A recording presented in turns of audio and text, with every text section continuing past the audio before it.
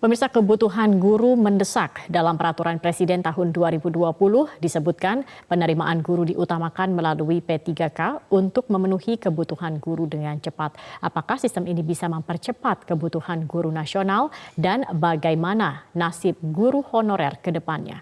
Sudah bersama kami bergabung melalui sambungan Zoom Sesditjen Guru dan Tenaga Kependidikan Kemendikbud, Nunu Suryani. Selamat sore Bu Nunu. Bu Nunu, jadi ini seperti yang dikatakan Mendikbud bahwa fokus tahun ini adalah perekrutan guru honorer sampai dengan kapasitas 1 juta guru melalui jalur PPPK atau P3K begitu. Apa sebenarnya yang menjadi alasan mendasar kemudian menggunakan atau memprioritaskan status P3K?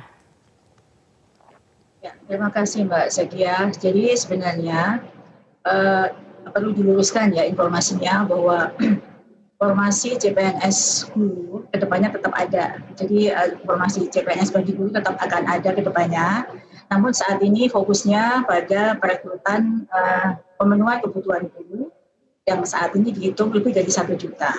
Nah, kita ketahui bahwa guru P3K atau guru honorer atau siapa saja yang bisa memenuhi atau mengikuti seleksi itu adalah guru-guru honorer yang kita ketahui kalau syarat secara administrasi untuk menjadi CPNS itu banyak yang tidak bisa memenuhi, Mbak.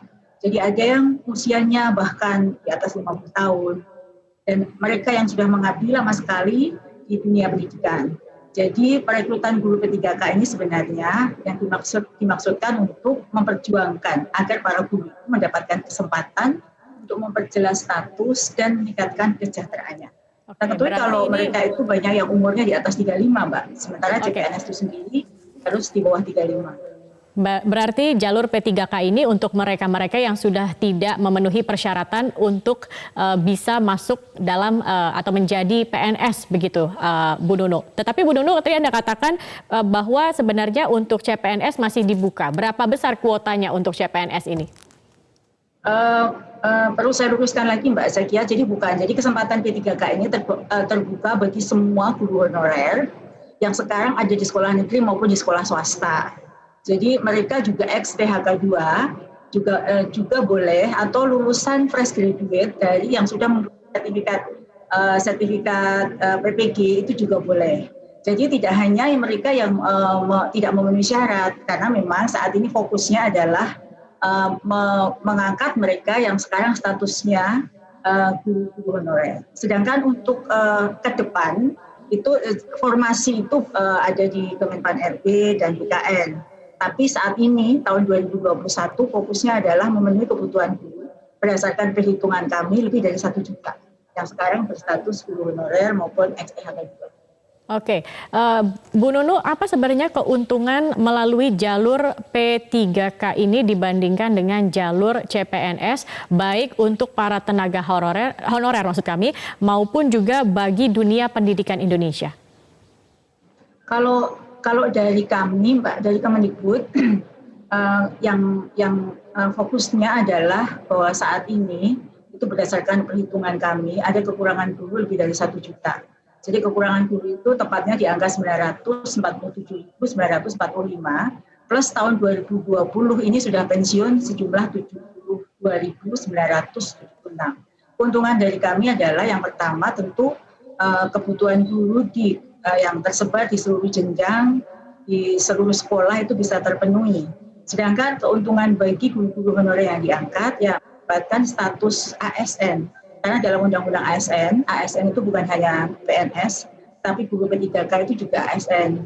Jadi bagi guru honorer yang sekarang bertugas lebih dari puluhan tahun mengabdikan diri, itu akan segera mendapatkan kepastian kesejahteraannya.